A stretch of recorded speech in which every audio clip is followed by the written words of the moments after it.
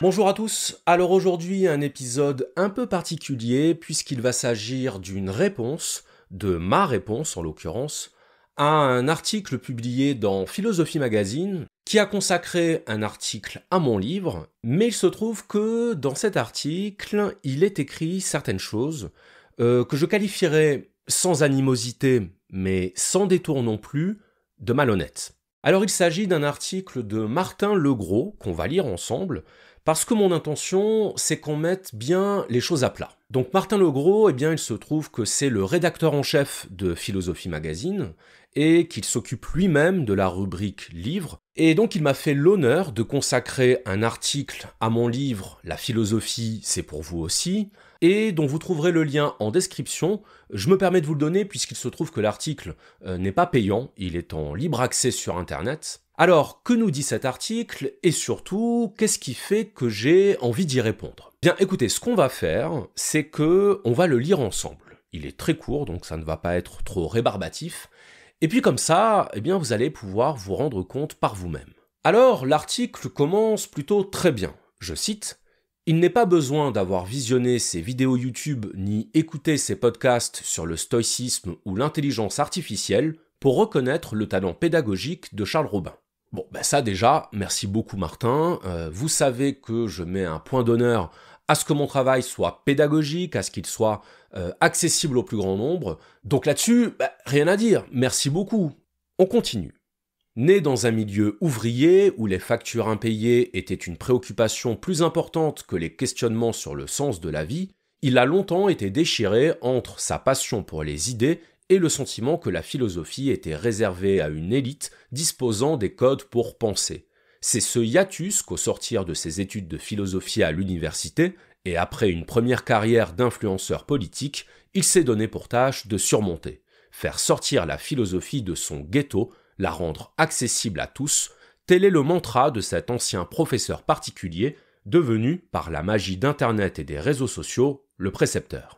Donc là, Martin Legros rappelle d'où je viens, il rappelle mes origines populaires, donc ça n'a rien d'indiscret, ça n'a rien d'intrusif, c'est juste une référence à mon avant-propos, dans lequel j'explique que je ne suis pas né dans un milieu intellectuel, et que c'est sans doute pour ça que j'ai ce rapport très concret à la philosophie. Donc pour l'instant, je n'ai absolument rien à reprocher à cet article, poursuivons la lecture. Sa recette et son talent. Alors, moi j'aurais plutôt dit la recette de son talent, mais bon, peu importe. Sa recette et son talent partirent de situations concrètes issues de la pop culture ou de son imagination pour illustrer ou éclairer les grands concepts. Afin de faire comprendre le doute hyperbolique chez Descartes, il part de l'expérience du mirage froid faite par un chauffeur de poids lourd qui a cru voir un paquebot en lévitation sur la mer. Pour faire comprendre la volonté au sens de Schopenhauer, il part du cas de Jonathan Meyer, le donneur de sperme en série, responsable de 500 naissances. Pour faire comprendre l'hédonisme mesuré d'Épicure, il invente l'histoire de Fabien, qui apprend, grâce à sa femme, à se restreindre lors de ses apéros du vendredi. Donc jusque-là, tout va bien, on voit que Martin Legros a lu mon livre, il ne déforme pas ce que je dis, il restitue fidèlement ce que j'ai écrit, mais c'est là qu'on en arrive au moment de l'article où on ne va plus être d'accord, mon cher Martin. Si le récit de ces scénettes fait le sel de ces 20 leçons, c'est parfois aux dépens de la pensée des philosophes, dont le résumé vire parfois à la caricature ou au contresens. Caricature et contresens. Notez bien. Ainsi, l'expérience du cogito de Descartes se trouve-t-elle réduite à une déduction logique, et la banalité du mal d'Arendt au fait de dissocier notre action de ses conséquences concrètes. Bref, on aimerait que le précepteur ne se contente pas d'illustrer et d'expliquer les concepts, ce qui est déjà pas mal, mais qu'il introduise aussi à ce vertige de la pensée qu'il dit avoir éprouvé très tôt. Alors, même si je suis sensible au caractère bienveillant de cette critique, le garçon pointilleux que je suis va devoir rectifier certaines choses. Et alors, je ne vais pas me contenter de dire ce que j'en pense, je ne vais pas me contenter de donner mon avis, parce que ça, ce serait trop facile, et puis surtout, ça n'apporterait rien. Ce que je vais plutôt faire, c'est que je vais vous démontrer, preuve à l'appui, que ce que je viens de vous lire là est tout simplement faux. Martin Legros nous dit « Charles Robin réduit le cogito de Descartes à une déduction logique ». Bon, bien écoutez, vous savez ce qu'on va faire? On va lire mon chapitre sur Descartes. Donc rassurez-vous, je ne vais pas tout vous lire, ce serait trop long, je vais simplement me concentrer sur les parties de mon chapitre qui démontent point par point ce qui est écrit dans l'article. Donc on y va, c'est parti. Le philosophe français René Descartes a bâti toute sa philosophie sur l'idée qu'on ne pouvait pas se fier à nos perceptions pour atteindre la vérité. En effet, rien n'est plus trompeur qu'une perception. Et l'exemple qu'il utilise pour le démontrer est assez proche de l'expérience vécue par Raymond. Dans ses méditations métaphysiques, Descartes prend l'exemple d'un bâton qu'il plonge dans l'eau. Ce bâton, précise-t-il, est parfaitement droit. Pourtant, lorsqu'il se retrouve immergé dans l'eau, il apparaît coupé à la surface. Que faut-il en conclure? Que les propriétés physiques du bâton changent lorsque celui-ci est dans l'eau, qu'il se casse et se recompose entre le moment où on l'immerge et le moment où on le sort de l'eau? Voilà qui serait pour le moins étrange. L'explication est beaucoup plus terre-à-terre. Lorsque nous regardons un bâton plongé dans l'eau, les conditions optiques sont modifiées. En passant de l'air à l'eau, la lumière est déviée de sa trajectoire, créant cette impression de brisure à la surface. Vous pouvez faire l'expérience chez vous en plaçant un crayon dans un verre d'eau. Vous verrez alors exactement le phénomène décrit par Descartes. La conclusion à laquelle aboutit Descartes, c'est qu'en matière de connaissance, on ne peut pas faire confiance à nos sens, car nos sens ne nous renseignent pas sur la réalité, mais sur les apparences de la réalité. À ce titre, ils constituent une source d'erreur majeure. C'est valable pour ce que nous voyons, mais aussi pour ce que nous entendons, touchons, sentons ou goûtons. Qui n'a jamais tourné la tête subitement dans la rue, croyant avoir entendu quelqu'un l'appeler par son prénom? Les illusions sensorielles sont partout autour de nous. Et, pour Descartes, s'appuyer sur nos perceptions pour connaître la réalité, c'est bâtir toute notre connaissance sur du sable. Alors là, vous allez vous dire, bon, effectivement, on est loin de la réduction du cogito à une simple déduction logique. Mais sauf que le meilleur reste à venir.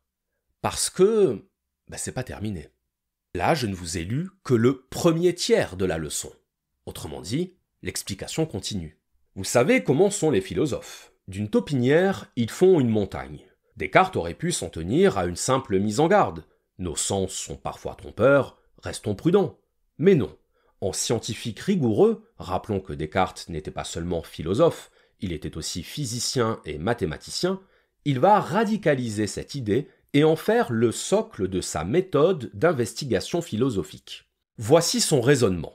Si nous nous sommes rendus compte que nos sens nous avaient déjà trompés, ne serait-ce qu'une seule fois, techniquement, cela signifie deux choses. Qu'ils pourront nous tromper à nouveau, et surtout, qu'ils nous ont peut-être trompés à d'autres reprises sans que nous le sachions.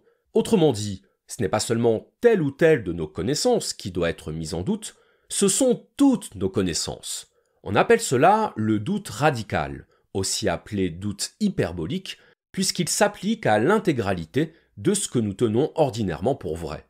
Et comme ce doute n'a pas vocation à demeurer éternellement, mais qu'il constitue simplement la première étape vers l'établissement d'une connaissance plus fiable, il sera dit méthodique. Douter de tout, y compris de ce qui nous paraît le plus sûr et le plus évident, tel est, selon Descartes, le seul et unique moyen de reconstruire tout l'édifice de la connaissance sur des bases solides. Mais alors, jusqu'où faut-il aller? Devrions-nous douter de l'existence de la réalité elle-même? Devrions-nous douter de notre propre existence? La réponse est oui. Donc vous voyez qu'on est quand même très loin de ce qui est écrit dans cet article, à savoir que je réduirais le cogito de Descartes à une déduction logique.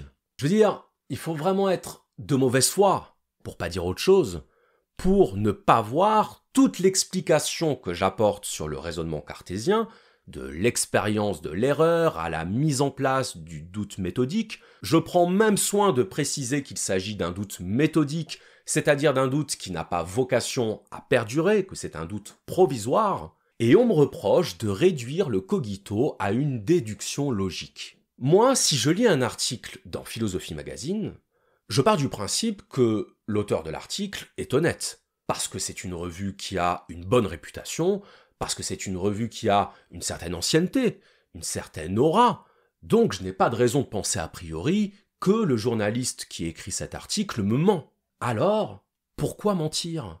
Pourquoi dire que je réduis le cogito à une déduction logique alors que je viens de démontrer par le texte que c'était faux? Et est-ce que vous voulez savoir le meilleur? Le meilleur, c'est que c'est pas terminé. Le chapitre continue. Je cite. Pour illustrer le fait que toutes nos connaissances sont douteuses, Descartes prend l'exemple du rêve. En effet, lorsque nous rêvons, nous avons l'impression que ce que nous vivons est parfaitement réel, y compris les situations les plus absurdes et incongrues. Ce n'est qu'au réveil que nous nous rendons compte qu'il s'agissait en réalité d'une pure fabrication de notre esprit. De cet exemple du rêve, Descartes va tirer une hypothèse, celle du malin génie. Supposons, écrit-il, qu'un être maléfique emploie toute sa ruse à nous tromper sur tout ce que nous percevons. Une telle hypothèse peut prêter à sourire, mais comment l'écarter sans prendre le risque d'accepter comme vraies des choses qui ne le sont pas? Après tout, si nous vivions dans un rêve, il nous serait impossible d'en avoir conscience. Mais Descartes va encore plus loin. Si nous devons douter de l'existence de la réalité, nous devons également douter de notre propre existence. Car comment savons-nous que nous existons? Nous le savons parce que nous avons la perception de notre corps. Nous pouvons le voir, le toucher, le sentir. Très bien. Mais le même problème se pose. Comment être sûr que cette perception n'est pas, elle aussi, une illusion?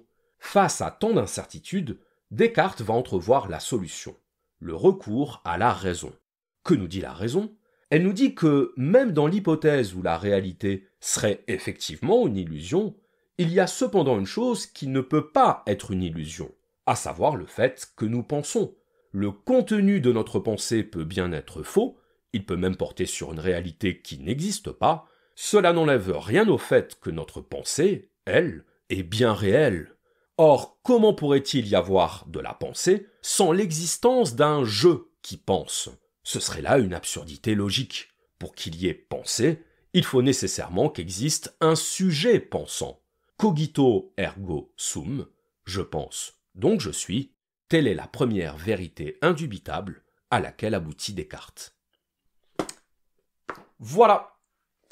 Et alors sachez que non seulement j'ai sauté l'histoire qui introduit le chapitre, l'histoire de Raymond qui assiste à un mirage, mais j'ai aussi sauté l'introduction de la leçon où j'explique le phénomène du mirage froid, et j'ai même sauté l'encart final du chapitre dans lequel j'explique que le mot cartésien a subi une déformation avec le temps, puisqu'aujourd'hui, quand on dit de quelqu'un qu'il est cartésien, ça ne veut pas du tout dire qu'il est un disciple de Descartes. Au contraire même, ça veut dire qu'il ne croit qu'en ce qu'il voit, ce qui est précisément le contraire de ce que dit Descartes, puisque Descartes nous pousse à nous méfier de nos perceptions. Alors, on ne va pas épiloguer pendant des heures, je pense que la démonstration est faite, j'ai juste envie d'adresser un message à Martin Legros. Martin Legros, on ne se connaît pas et je n'ai strictement rien contre vous, mais j'ai une chose à vous dire. Votre article est malhonnête. Il est malhonnête, il n'y a pas d'autre mot. Parce que ce que je viens de lire là, le chapitre qui est dans mon livre, je ne viens pas de l'inventer. C'est le chapitre que vous avez lu. Et donc, quand vous écrivez que je réduis le cogito de Descartes à une déduction logique, vous savez que c'est faux. Et moi, je suis désolé, mais je ne veux pas qu'on laisse croire aux lecteurs de Philosophie Magazine que je commets des contresens ou que je caricature la pensée des philosophes à travers une phrase telle que « Ainsi, l'expérience du cogito de Descartes se trouve-t-elle réduite à une déduction logique ?» C'est pas possible. J'ai une réputation, j'ai une crédibilité, je peux pas laisser passer ça.